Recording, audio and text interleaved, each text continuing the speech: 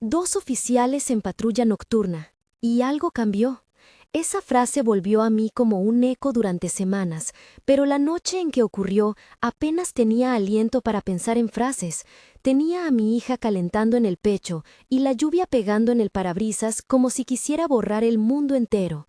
Las luces azules rebotaban en los charcos y en los rostros cansados de la ciudad. El motor del patrullero marcaba el pulso de esa madrugada larga. Era mi turno.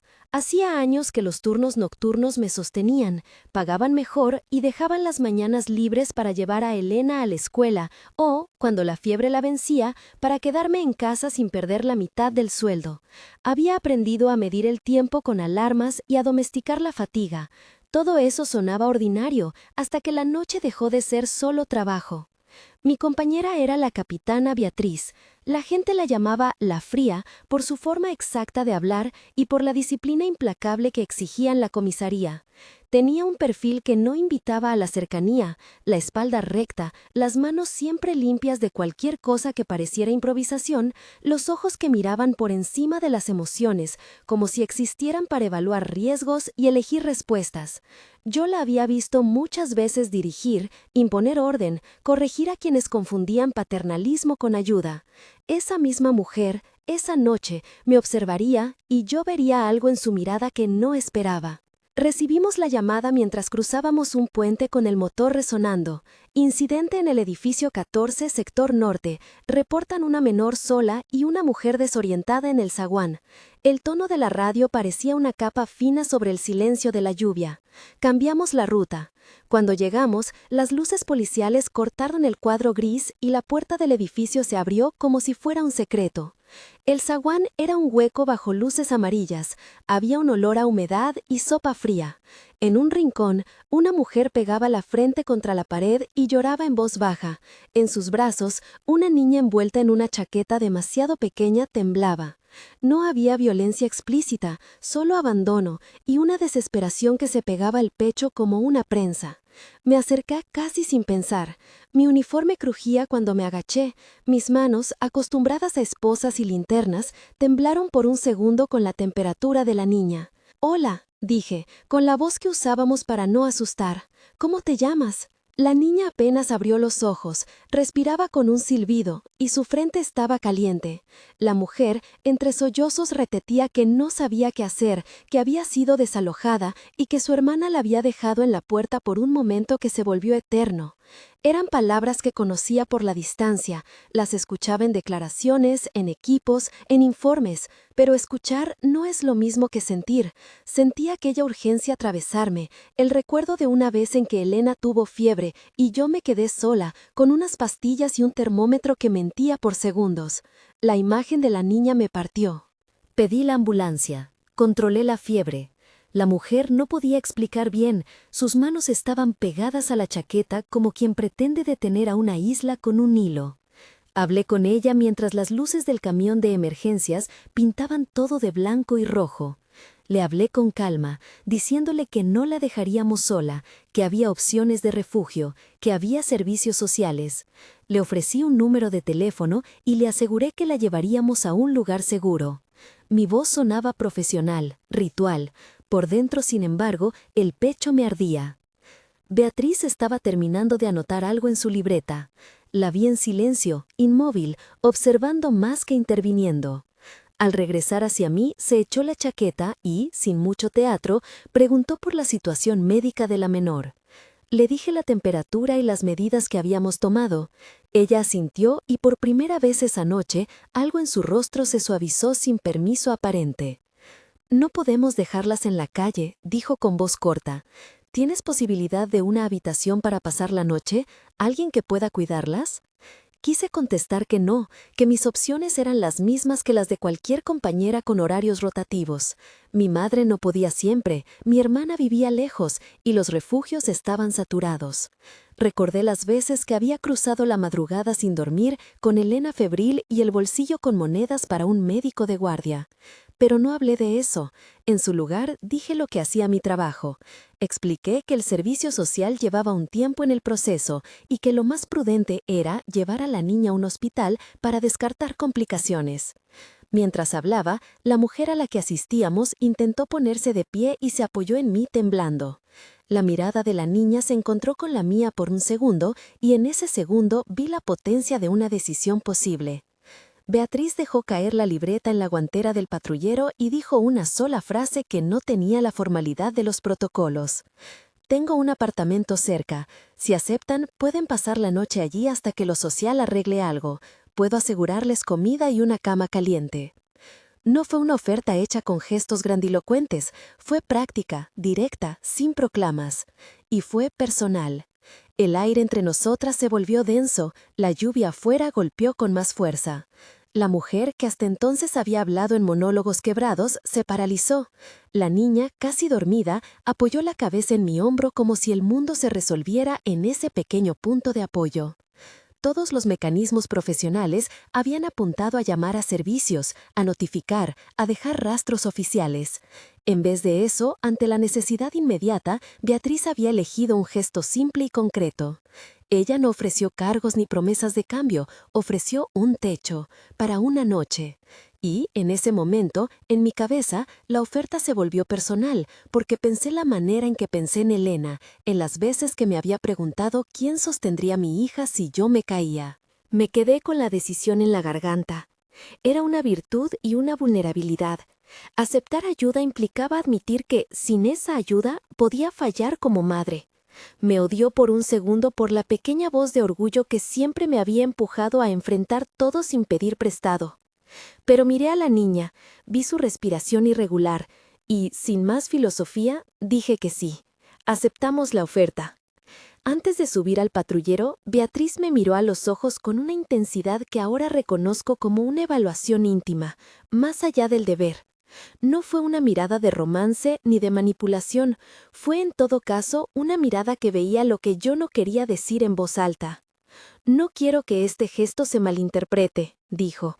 No hay obligaciones, es temporal y sin condiciones. Yo me encargo de garantizar que estén bien y de coordinar con servicios sociales. Si prefieres, puedo dejar constancia en el puesto y que un equipo distinto haga el seguimiento. Aquello era prudencia y también un desprecio amistoso por la confidencialidad. Beatriz no ocultaba que lo que hacía podía abrir preguntas. Hizo una pausa y añadió, con la misma voz medida: si decides quedarte ahí, hablaremos mañana con la supervisión y dejaremos un registro oficial del alojamiento temporal. No quiero que tu situación laboral se complique por esto, Natalia. Fue la primera vez en la noche que alguien pronunció mi nombre sin la formalidad del apodo o la etiqueta de la fila. Sentí las costuras de mi profesionalidad y de mi vida privada tensarse al mismo tiempo. Acepté con un gesto contenido y subimos al vehículo con la menor ya acomodada en una manta que ofreció la mujer desalojada, que se dejó llevar por la promesa de un lugar y la seguridad de que alguien se quedaría con ellas unas horas más. En el camino hacia el apartamento de Beatriz, el silencio entre nosotras fue una tela que se estiró y casi se rompió. Compartíamos el rodar de la patrulla, el olor a café frío y a lluvia, y la presencia de una niña que respiraba con más calma. Ella tenía el cabello desordenado y una cicatriz minúscula en la rodilla. A su alrededor, el mundo estaba a su alcance en miniatura: un peluche cosido en el pecho, una cantimplora con pegatinas, una conservadora calma. Mirarla fue como mirar hacia el espejo de todas mis noches de miedo y de cuidado. Cuando llegamos, el apartamento de la capitana no era ostentoso. Era discreto, con muebles que hablaban de alguien que viajaba poco por placer. Había una mesa pequeña con una lámpara encendida y una repisa con 2 o 3 libros de bolsillo. En una esquina, una olla aún humeaba con olor a sopa. Beatriz abrió la puerta como quien trae una solución práctica. Ninguna grandilocuencia, ningún anuncio. Nos dejó entrar y se ocupó del salón con movimientos que parecían corregir algo en el aire. La mujer y la niña se acomodaron en una habitación improvisada. Beatriz me miró y por primera vez su rostro mostró lo que no solía mostrar en la estación: una tensión fina, una ternura contenida. Cuando llegamos, el apartamento de la capitana no era ostentoso. Era discreto, con muebles que hablaban de alguien que viajaba poco por placer. Había una mesa pequeña con una lámpara encendida y una repisa con 2 o 3 libros de bolsillo. En una esquina, una olla aún humeaba con olor a sopa. Beatriz abrió la puerta como quien trae una solución práctica. Ninguna grandilocuencia, ningún anuncio. Nos dejó entrar y se ocupó del salón con movimientos que parecían corregir algo en el aire. La mujer y la niña se acomodaron en una habitación improvisada. Beatriz me miró y por primera vez su rostro mostró lo que no solía mostrar en la estación, una tensión fina, una ternura contenida. Le pedí que cerrara la puerta para no invadir. Le expliqué a la mujer cómo funcionaría la noche, un lugar seguro hasta que las instituciones lo resolvieran. Le deseé lo mejor y me quedé junto a la puerta hasta que su figura desapareció en la penumbra de la habitación. Beatriz y yo nos sentamos en la sala con 2 tazas de té que ella preparó sin ceremonia. El vapor subió y trazó líneas de calor que nos devolvieron a la ciudad mojada en el exterior. Me preguntó por Elena. Le conté en voz baja que mi hija estaba en casa con la abuela esa noche, que la fiebre había cedido en la tarde y que por eso había aceptado el turno. Le conté por partes, como quien no quiere desvelar todos los hilos de su vida, que tuve que aprender a dividirme en trozos para poder pagar la renta y las medicinas. Le dije que muchas noches mi cara aparecía en la mesa como un plato frío. Ella escuchó con los ojos bajos, como si recalibrara información en su ordenador interno. Luego, en un gesto que no era ni paternal ni autoritario, aproximó su mano a la mía y la dejó allí, sin apretar. Fue un gesto pequeño, doméstico, despojado de todo esquema jerárquico. No dijo nada y, aún así, la frase que no pronunciábamos flotó entre nosotras. No te dejaré caer. La calidez de la sala contrastaba con el rigor del uniforme que yo seguía llevando puesto. Me sentía extraña, con el cuerpo aún tenso por el trabajo y el pecho dispuesto a ceder ante la ternura imprevista. Hablamos durante un rato de cosas sin importancia para el resto del mundo, de libros que habíamos dejado a mitad, de música que nos calmaba, de la manera en que una taza de té puede aplacar un susto. Ella reía en silencios breves y sus ojos revelaban pequeñas grietas de una vida domesticada a la soledad. Esa primera noche hubo escenas que parecieron tomar el tiempo por sorpresa. Vi cómo la capitana se inclinaba a preparar una compresa fría para la niña, cómo le preguntaba a la mujer si quería algo más, cómo hablaba con respeto y sin prisa. No era la mujer de la comisaría que yo conocía, era alguien con recursos que podía tender una mano sin juicio. Y yo, que había vivido siempre cuidando a mi hija con un sentido de urgencia, pensé que jamás había visto a alguien hacerlo con tanta calma. Antes de acostarme en el sofá, me acerqué a la habitación donde la niña dormía. La luz estaba baja y se veía el contorno de su boca en movimiento con un sueño inquieto. Le dejé un lado de la manta, tomé su mano pequeña por unos segundos y la sostuve como quien sostiene una promesa. Salí y me encontré con Beatriz en el pasillo, sosteniendo 2 vasos de agua. Ella no habló, se limitó a pasar uno a mi mano y a inclinar la cabeza en un gesto de complicidad. Fue entonces cuando nos miramos con la claridad de quien se sabe cómplice de una decisión que trasciende el deber. No era solamente ayudar porque el reglamento lo demandaba, era ayudar desde algo que resonaba con la propia historia interna. Hablamos, inevitablemente, de límites. Fue una conversación que me sorprende todavía recordar por su naturalidad. «Quiero que estés tranquila», dijo ella. «Si esto va a ser algo temporal, tenemos que poner reglas. No quiero que mañana haya un expediente porque actúe impulsivamente. Tampoco quiero que te sientas obligada a nada». Respondí con honestidad, algo que a veces me costaba admitir cuando la vulnerabilidad rondaba. Le confesé mi miedo a que la ayuda se convirtiera en moneda de cambio, mi terror a perder el trabajo si se supiera que una capitana me alojaba. Le dije que no quería favores, sino seguridad. Ella escuchó y asintió, sin juicio aparente. Entonces, dijo, hablaremos con control. Yo pediré una reasignación temporal para que no seas evaluada por mí ni estés bajo mi cadena directa. Haré constar que el alojamiento es temporal y que vamos a coordinar con servicios sociales. Tú me dices hasta cuándo y yo me encargo del resto. La propuesta tenía un costo. Dejar constancia implica que la institución sabrá, que la gente hablará, pero también significaba que Beatriz no estaba dispuesta a aceptar ventajas ilegítimas ni a ponerme en riesgo. Era una forma de equilibrar poder. Me ofrecía techo, pero no me pedía silencio. Me prometía apoyo, pero no escondía responsabilidad. Al final, son palabras que cualquiera con un poco de experiencia agradece porque la sola ayuda, cuando viene sin condiciones, puede esconder trampas de dependencia. Acordamos además un pacto de consentimiento. Nada pasaría entre nosotras que no fuera hablado y acordado por ambas. No había espacio para improvisaciones que pudieran enredar lo que ya era frágil: mi empleo, la seguridad de mi hija, la reputación de una capitana.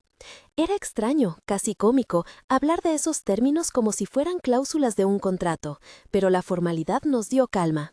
Hicimos esa promesa con la seriedad de quienes conocen que los actos tienen consecuencias. Esa noche, antes de dormirme en un sillón que crujía bajo mi peso, tuve tiempo para pensar. El ruido de la ciudad era un colchón de gemidos lejanos, la lluvia seguía cayendo, y en mi cabeza la frase inicial se repetía como un mantra: 2 oficiales en patrulla nocturna. Y algo cambió. Lo repetí como si fuera un conjuro contra la vergüenza y contra el miedo. Había recibido una mano y había aceptado, sin más, esa mirada que había cogido mi cansancio. Al amanecer, la casa olía a pan tostado. La niña, con un poco más de color, jugaba con su peluche en la sala mientras la mujer tomaba notas con un semblante que parecía aligerado por primera vez en días. La calma del hogar nos había devuelto una cotidianeidad que la ciudad había arrebatado.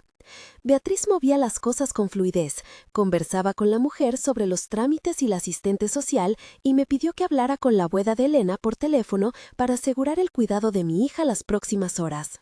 Fue en esa conversación que sentí lo real de mi situación. Pedir ayuda no era solo aceptar una cama, era poner en marcha una cadena que involucraba a mi familia, a la institución y, sobre todo, a mi propia dignidad como madre y como oficial.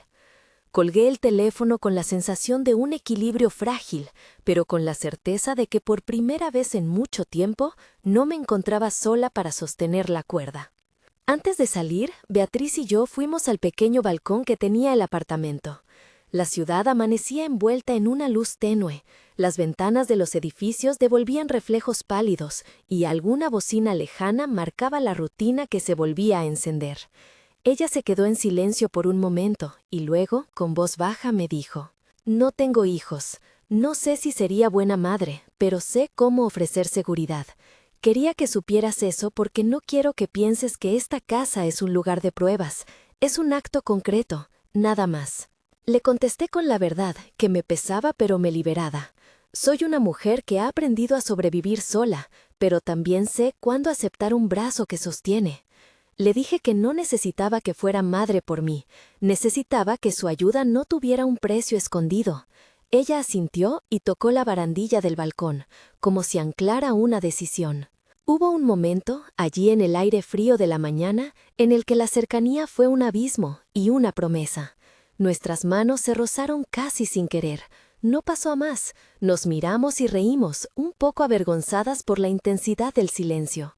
Hablamos entonces de lo inevitable, que aquello debía aparecer en algún registro, que tendríamos que coordinar con la supervisión, y que yo podía elegir quedarme o volver a mi casa cuando lo quisiera. Lo hablamos como se hablan las cosas importantes, con respeto y con cuidado.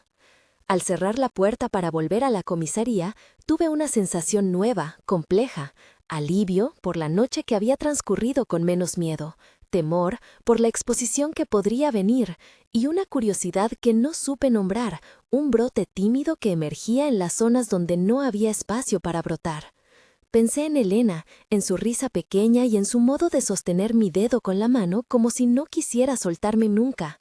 Pensé en la capitana Beatriz, en su gesto de ofrecer espacio sin otorgar obligaciones y en cómo esa mezcla de rigor y ternura me había calado. Antes de subir al vehículo para volver al turno, me crucé con la mujer del desalojo. Había arreglado algunas bolsas y su mirada hacia mí estaba llena de gratitud tangible. Me abrazó brevemente, como quien agradece la certeza de que alguien la sostuvo en el peor momento. Le dije que tenía que ser fuerte, y aunque parecía una frase trivial, la miré con la intención de que supiera que no estaba sola en ese camino. Mientras me alejaba con la ciudad despertando y la lluvia menguando, supe que la noche había marcado una línea. Las calles seguirían igual en su indiferencia, pero algo en mi vida se había movido. Había aceptado una ayuda que rompía un patrón de autosuficiencia. Había compartido un techo con alguien cuya reputación en la comisaría era de hierro. Había pactado límites y formalidad. Y por debajo de todo eso, una sensación nueva de compañía había empezado a tejerse. No imaginaba aún las voces que murmurarían, ni las preguntas que se levantarían en los pasillos. No sabía cómo se mezclarían los informes con las conversaciones personales. Solo sabía que aquella madrugada me había enseñado que la ternura puede presentarse en uniformes y que una decisión pequeña, como aceptar una taza de té y una cama, puede contener el germen de algo que cambiará todo. ¿Crees en segundas oportunidades? Dímelo en los comentarios. Los días que siguieron se acomodaron en una especie de ritmo nuevo, como si la ciudad se hubiese ajustado alrededor de nuestra decisión sin pedir permiso. El apartamento de Beatriz dejó de ser para mí un lugar prestado y empezó a cobrar capas. La marca de una taza que olvidé, una toalla que quedó en el baño, la voz de la niña que reía en el pasillo. Acordamos reglas, oteamos límites, practicamos un lenguaje que no existía en los manuales. Cómo tocar, cuándo preguntar, cómo pedir un abrazo sin convertirlo en una deuda. Traje una foto de Elena y la coloqué en la repisa junto a los libros. No fue un acto grandioso, fue una confesión diminuta. Ahí está mi Isa, estás participando de su vida aunque no lo sepas todavía. Beatriz la miró con la curiosidad de alguien que examina un informe nuevo. Preguntó por la escuela, por los días en que Elena enfermaba y por la abuela que la cuidaba. Cuando le dije que la abuela podría traerla un fin de semana, aceptó con una seriedad que me hizo pensar en los muchos planes que podía trazar. Las primeras noches en que Elena estuvo en el apartamento fueron pequeñas pruebas de lo que podría ser. Evelyn, la mujer del desalojo, consiguió cita con servicios y poco a poco la vida de esa casa se organizó. La capitana se reveló en gestos domésticos, aprendió a preparar café como si esa tarea le enseñara a suavizar el borde de su voz. Colgó un cuadrito de colores que a Elena le gustó. Se las ingenió para que en la nevera hubiera siempre una porción extra de sopa. No tenía experiencia con niños y eso se notaba en su torpeza inicial. Tropezaba con los pedidos sencillos de una pequeña, confundía horarios, entregaba normas donde solo hacía falta ternura. Pero lo intentaba y en su empeño se abrían pequeños huecos de humanidad que yo, con hambre de compañía, devoraba. A veces, en la madrugada, la encontraba en la cocina con una lámpara prendida, leyendo en voz baja una revista que no entendía del todo. No concilio el sueño, decía, como si confesara un fallo técnico. Yo me incorporaba en el sofá y la escuchaba, midiendo en silencio. Hubo una noche en que, con voz quebradiza y apenas audible, me habló de su infancia, de la casa donde la disciplina era un contrato, de la madre que se iba antes del amanecer y de una hermana que aprendió a cuidarse sola. Sus palabras no eran peticiones de consuelo, eran mapas que explicaban por qué sus manos resultaban tan firmes frente al mundo. Esa vulnerabilidad, tan lejos de su reputación, me conmocionó más que la valentía en la calle. No quiero azucarar los días. Hubo tensiones pequeñas que sabían a rutina. A veces nos discutíamos por asuntos triviales, por el último plato, por quién había dejado una prenda en la silla. Esas disputas, curiosamente, eran sanas, nos obligaban a hablar de frustraciones que la vida de antes hubiera engullido. Hablábamos, sobre todo, de límites. Reafirmamos que yo no trabajaría bajo su supervisión directa, que cualquier decisión que pudiera afectarme sería consultada y documentada, que, si algo se movía en nuestras vidas, debía hacerse con transparencia. Ese pacto, formal y humano a la vez, nos daba cierta tranquilidad institucional y, más importante, me permitía ser yo misma sin la sombra del favoritismo. El tiempo fue tejido en pequeños ritos, el desayuno compartido los sábados, las tardes en que leía para la niña hasta que la voz se le arrastraba en un susurro, las noches en que mi cabeza buscaba una excusa para volver a su sillón y verla dormitar. Las manos que antes firmaban actas y daban órdenes, ahora aprendían el gesto de atar zapatillas y peinar un cabello revoltoso. Y la ternura apareció, no como una erupción, sino como un desgaste suave. Una mano que cubre un hombro, una almohada llevada a la cama, una consulta en voz baja sobre si prefería que dejara la luz encendida. Aún así, el rumor no tardó en llegar. La comisaría es una red donde cada movimiento se amplifica. Un día, al presentarme, sentí una frialdad inusual en un pasillo, un silencio que parecía una pregunta. No fue una confrontación abierta, fue la sensación de que las miradas empezaban a medir mi presencia de otra manera. Fernanda, una colega con la que tenía una relación cordial en la superficie, dejó caer una frase en la sala de descanso que se hizo eco. ¿Viste que la capitana tiene visitas en su edificio? No hubo intención maligna aparente al decirlo, pero las palabras se afilaron en el aire. Al principio intentamos minimizar. Beatriz pidió formalmente que se dejara constancia en el cuaderno de guardia de que el alojamiento era temporal y coordinado con servicios sociales. Le pedimos a la supervisión una reasignación en cuanto a mi cadena de mando, que fuera provisoria. Todo lo hicimos con cuidado, todo lo documentamos. Pero las instituciones no son impermeables a la curiosidad humana y, como suele ocurrir, un comentario fue suficiente para que la historia creciera. No fue la prensa la que se presentó primero, sino los murmullos internos. ¿Qué pasa con la capitana? ¿Natalia vive allí? Las conversaciones que antes me llegaban solo a oídos pasaron a ser frases que me rozaban por los pasillos. Sentí la tensión en mis hombros. Me pregunté si había sido ingenua al aceptar ayuda sin prever las consecuencias. Pero cada vez que pensaba en volver atrás, veía la cara de la niña dormida y sentía que no podía traicionar lo que se había empezado a construir. En una reunión rutinaria, el supervisor me llamó a su oficina. La puerta se cerró con un ruido que parecía sellar la distancia entre la formalidad y lo personal. En la sala había una carpeta con notas. «Quieren saber si existe conflicto de interés», dijo. La palabra sonó mecánica, y yo tuve que recordar cómo respirar. Le expliqué todo: la oferta de la capitana, el alojamiento temporal, las coordinaciones con servicios sociales y la reasignación que ella misma había gestionado. Mis respuestas fueron precisas, no oculté nada. Pero la duda no estaba solo en sus ojos, estaba en mi propio cuerpo, que se tensó con el miedo a ser culpada por algo que había nacido de la necesidad. La situación escaló a un punto que ninguno de los dos esperó. Alguien filtró la historia. Al principio llegó como un rumor anónimo en el celular de la capitana, después como un comentario en un foro local. No se trataba de titulares morbosos, pero la insinuación bastó para que la institución reaccionara con cautela. Un superior pidió explicaciones. Decidieron abrir una revisión administrativa para evaluar el alcance del vínculo y si había existido algún abuso de poder. Todo se enfrió en formalidades, correos, llamadas, entrevistas. Recuerdo la noche en que las preguntas se volvieron audibles. Beatriz recibió una citación breve de su superior. La vi leerla, fija, mientras la luz de la cocina cortaba su perfil. No hubo dramatismos, jamás la escuché maldecir ni reclamar. Solo se sentó y me miró con una calma que desmentía su interior. «Vendrán por nosotras», dijo sin más. En su voz no había miedo teatral, sino una aceptación que me heló. Me pregunté si tenía algo que ver con su costumbre de resolver, si la frialdad que la hizo competente también le enseñó a cargar con el peso de las decisiones.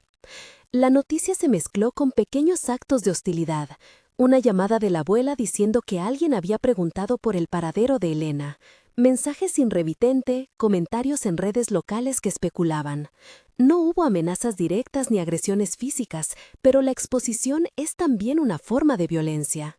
Empezamos a medir los lugares en que podíamos estar juntas y los que, por prudencia, debíamos evitar. La intimidad se volvió pública y el secreto desembocó en la mirada ajena. Hubo un día en que la presión me hizo llorar. Fue en el baño, con la puerta cerrada, sosteniendo la foto de Elena contra el pecho. Me sentí culpable por arrastrar a mi hija a una situación que ella no eligió. Me pregunté si era justo que su normalidad se viera erosionada por mis decisiones adultas. Beatriz me encontró en ese silencio, sin aspavientos, y me envolvió con un gesto que no exigía nada. No habría sido necesario decirlo, pero lo hizo. «No voy a permitir que te humillen por algo que fue ayuda». Su frase no se pareció a los discursos heroicos, sonó como una promesa hecha de hechos. Las investigaciones se sucedieron con un aparato administrativo.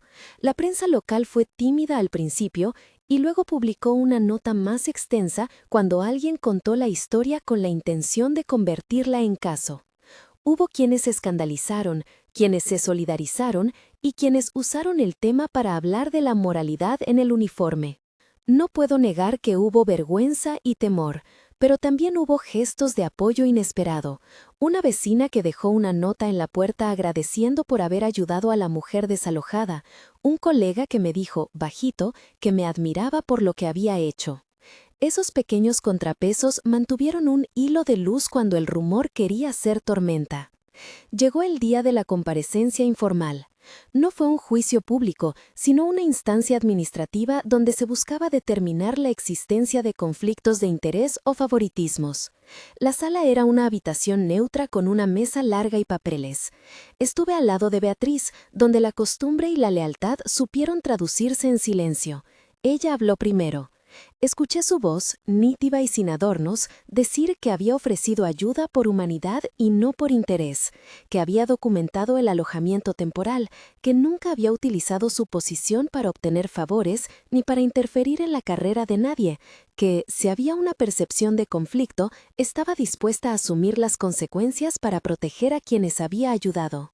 Sus palabras resonaron en el cuarto con una honestidad que me conmovió. Ella no pidió permiso para actuar, lo hizo, y luego enfrentó lo que viniera. Y esa confianza suya fue, en un punto, un acto de amor. La respuesta institucional fue ambivalente. No hubo sanción inmediata, pero sí la sugerencia de que lo más prudente para proteger a ambas sería que ella considerara opciones. Podía permanecer y pelear, enfrentándose a meses de escrutinio y a la posibilidad de que una sanción afectara su carrera, o podía renunciar y evitar que mi trabajo sufriera por asociación. No nos dieron la respuesta, nos dieron una encrucijada. Esa noche discutimos como pocas veces habíamos discutido, con franqueza, sin eufemismos. Yo tenía miedo de perder el sustento que me permitía cuidar a Elena, tenía miedo de que mi hija pagara el precio por una decisión que al fin y al cabo fue de adulta. Beatriz también tenía miedo, pero el suyo tenía el matiz de la responsabilidad. Lo que perdería no era solo su posición, sino parte de su identidad. Nos miramos y, por primera vez, la frase «y sí» apareció como una posibilidad real. Renuncia por amor. Era una decisión que nos estremecía. No era heroica, era concreta y dolorosa. Decidimos que no podía ser una elección impuesta por la presión externa ni por la vergüenza. Teníamos que hacerla desde nosotras.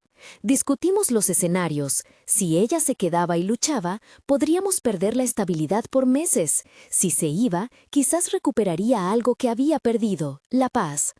Hablamos de preferencia y prioridad. Hablamos del tipo de futuro que queríamos construir para Elena.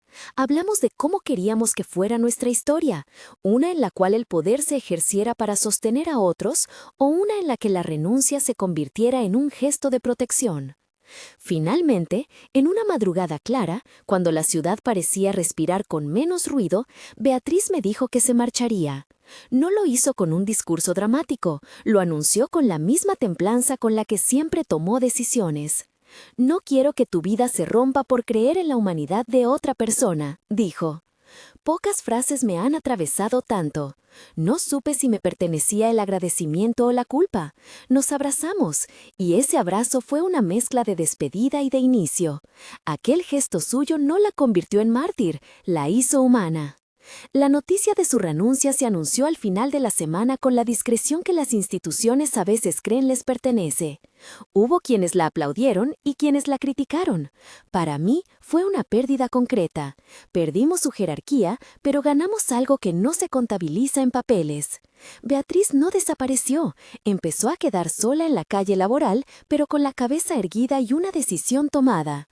Se puso a atender asuntos prácticos, liquidaciones, papeles, llamadas, y de manera silenciosa comenzó a pensar en un nuevo proyecto. La salida de la capitana fue un punto de quiebre público. La gente se pronunció en ambos sentidos. La visión que tenía del poder cambió por completo.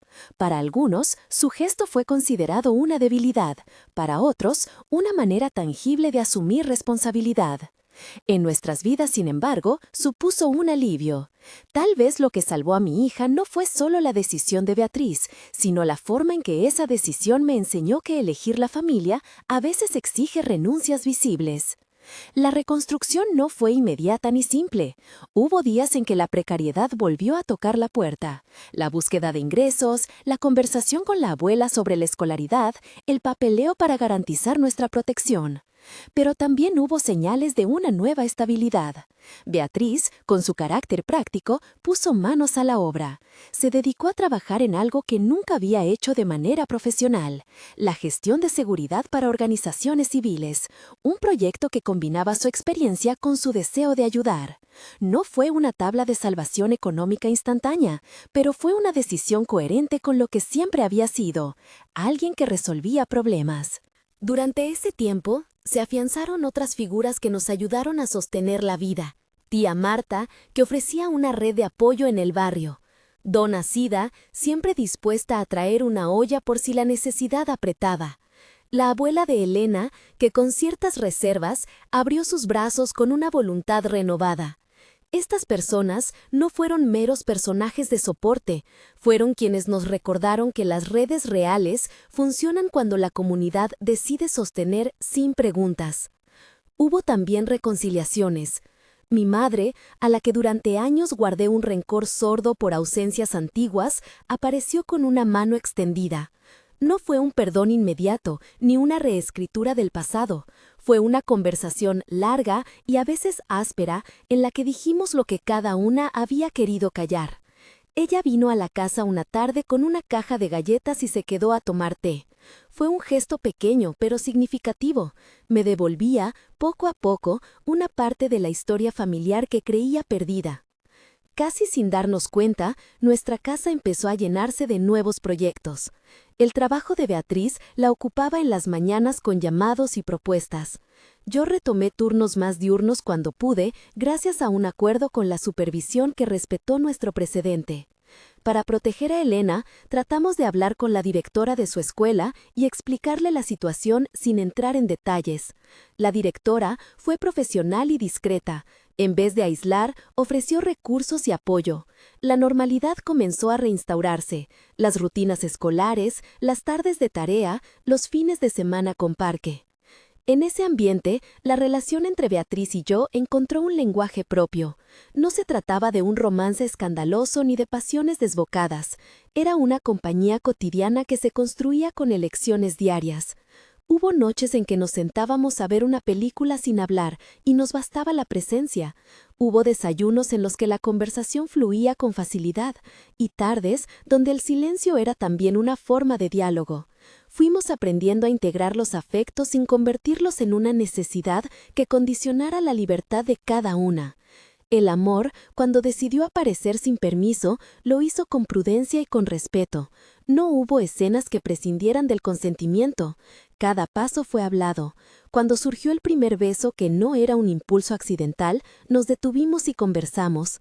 Hicimos una regla que nos ayudó a no caer en la trampa del drama, detenernos y hablar siempre que algo nos moviera. Esa simple norma nos salvó de convertir el afecto en una obligación y nos condujo a una relación más madura. Un día cualquiera, sin anuncios, apareció Miguel. No fue la aparición de un personaje heroico, fue la llegada de un niño que necesitaba una casa y a quien el destino había puesto en nuestro camino. Miguel estaba bajo cuidado temporal del sistema cuando su caso llegó a nuestras manos por intermediación de tía Marta, que trabajaba en un refugio cercano.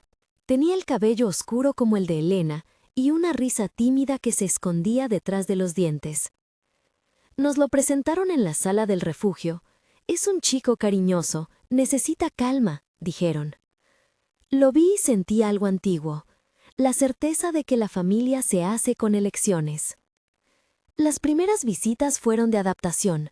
Miguel venía con una mochila pequeña y un montón de preguntas que apenas sabía expresar. Le gustaban las maquinitas con botones y la mantequilla en el pan. Nos tomamos el tiempo, primero las visitas supervisadas, luego las tardes compartidas. Le contábamos historias tontas y le enseñábamos a preparar galletas. Elena, al principio recelosa, pronto mostró interés. Verla ofrecer sin ser forzada un juguete a Miguel fue una escena que me llenó de esperanza. Su capacidad de compartir no había sido truncada por la adversidad. La idea de adoptar no surgió de la noche a la mañana. Fue una conversación lenta, con abogados, entrevistas y visitas. Hablábamos de la responsabilidad con la seriedad que merecía. Nos preguntamos si seríamos capaces de ofrecer la contención que un niño necesita. Lo hablamos también con Miguel, en la medida en que su edad lo permitía. Le dijimos que no habría frases grandilocuentes, solo la verdad, que deseábamos que él se quedara. Las reuniones de evaluación social fueron tensas pero necesarias. La persona encargada de nuestro caso fue clara y profesional.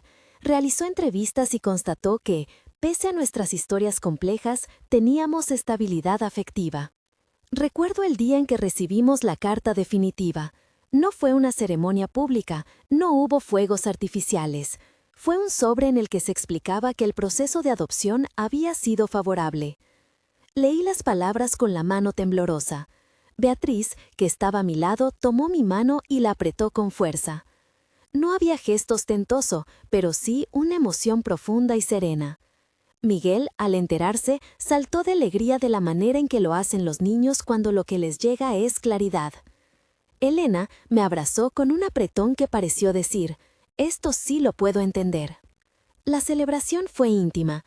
Invitamos a pocos, a la abuela, a tía Marta, a don Asida, a un par de colegas que nos habían apoyado.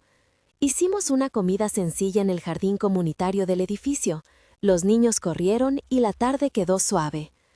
En algún momento me encontré observando a Beatriz desde la cocina. La vi sonreír con los ojos, esa sonrisa que no necesita palabras para decir que está completa. Habíamos construido una familia que no se parecía a los modelos que a veces dictan la sociedad. Éramos una mezcla de historias y elecciones, una red tejida con manos imperfectas.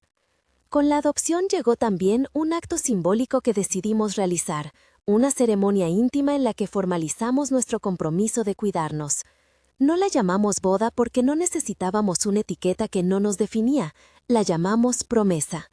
Hicimos la ceremonia en el parque donde Miguel y Elena jugaban. Invitamos a quienes dieron apoyo verdadero, a quienes no usaron la moral como arma. Fue un acto sencillo, palabras, abrazos, promesas. Juramos estar presentes cada día, en las pequeñas cosas y en las grandes decisiones.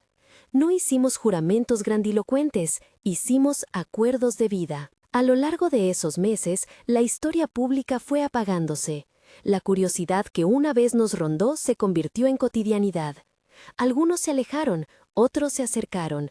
Lo importante fue que, en el centro de todo, la vida siguió su curso con menos sobresaltos. Aprendimos a gestionar el afecto y a proteger a los niños sin convertirlos en instrumentos de reivindicación.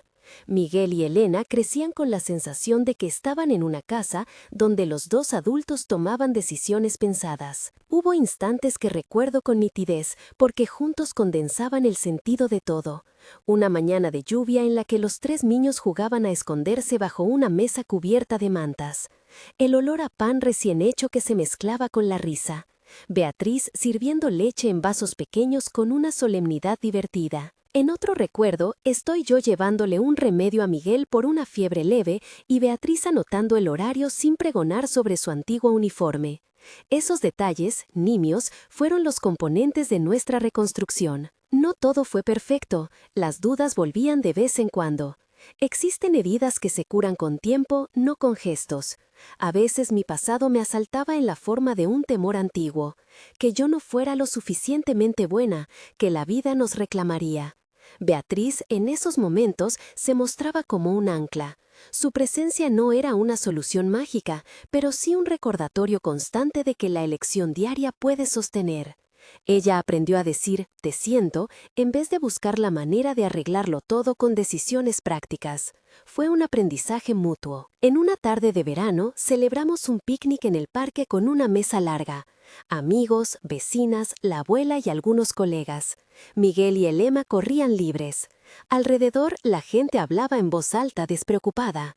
En un momento me senté en el césped y miré a mi familia improvisada. Dos chicas que habían decidido serlo todo, dos niños que jugaban sin mirar el reloj. Pensé en la noche del desalojo, en la mano extendida que no pidió nada a cambio. Pensé en las reglas que nos dimos, pensé en los sacrificios y en cómo habían sido transformadores. Recordé también la noche en la que la lluvia golpeó el parabrisas y yo sostuve a una niña enferma en mis brazos. Hoy, mucho tiempo después, la lluvia me suena diferente. Ya no es el presagio de la soledad, es la cadencia que acompaña a las siestas de los niños. Hay una frase que siempre me vuelve: 2 oficiales en patrulla nocturna, y algo cambió. Esa frase, que antes resonaba en mi cabeza como un eco, se convirtió en la manera de explicar cómo la vida a veces vira en un instante, y cómo, ante el otro, podemos elegir ser mejores. Aún así, no quiero presentar nuestra historia como una victoria absoluta. Recuperar la paz implicó pérdidas. Beatriz no volvió a su puesto. Algunos la miraban con sospecha y otros con admiración. Yo mantuve mi empleo gracias a la transparencia y al apoyo de algunas personas. Si alguien esperaba un cuento en el que todo se resuelve sin huellas, se equivocaría.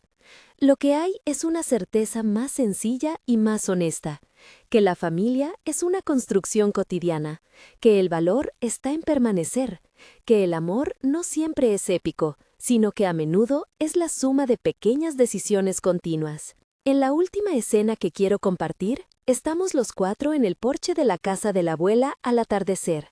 Los niños juegan con una pelota vieja.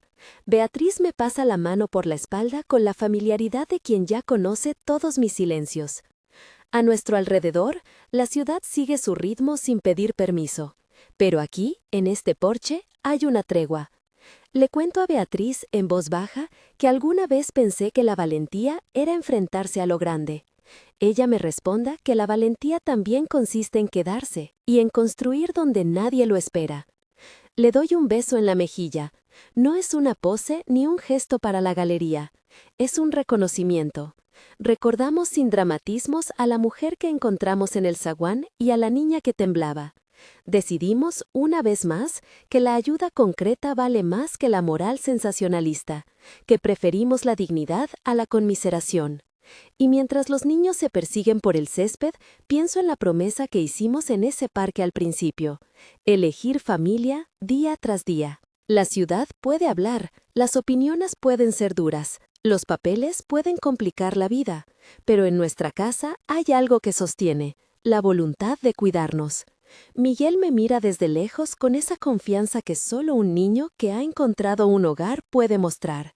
Elena corre a mi encuentro y me abraza los muslos con fuerza. Beatriz, a mi lado, mira al atardecer con una suavidad que ya no necesita ocultarse. Si alguien me preguntara hoy qué cambió aquella noche en la patrulla, contestaría que no fue un momento espectacular ni una promesa fácil. Cambió la capacidad de aceptar ayuda sin que eso signifique perderse. Cambió la manera de entender el poder no como algo para exhibir, sino como una herramienta para sostener. Cambió la certeza de que la familia se hace con actos y no con etiquetas. Al final, en la noche que bautizó nuestra historia, éramos 2 oficiales en patrulla nocturna que, sin buscarlo, abrieron una ventana hacia una vida distinta. Hoy, esa ventana está llena de voces, de risas, de platos sucios y de reglas discutidas en calma. Vivimos con imperfecciones y con la certeza de que hemos elegido quedarnos. Y eso, más que un final, es la apuesta diaria que llamamos familia. Si esta historia te conmovió, compártela y suscríbete. La familia se construye con amor.